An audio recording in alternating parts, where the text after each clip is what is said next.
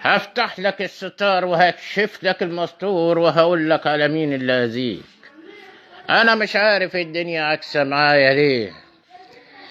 العتبة اللي انت تخشها وشربت كوباية شاي أو كلت فيها والدنيا عكست معاك ما تخشهاش تاني. الإنسان اللي تقابله مرة واتنين وتلاتة وتلقى بعديها نكت والدنيا عكست معاك ما تقعدش معاه تاني، لأن بيبقى معاه طاقة سلبية.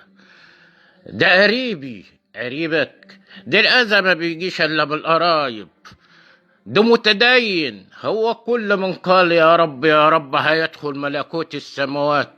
في ناس تدينهم بيداروا فيه علشان ما يتشكش فيهم. يعني ايه؟ يعني اللي انت تتأذي منه ما تقعدش معاه تاني.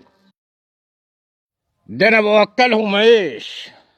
ما العين بتكره الأحسن منها، وقريبك هو اللي هيأذيك لكن الغريب مش هيأذيك. انت مين يا عم؟ انا الخير اللي انت عملته.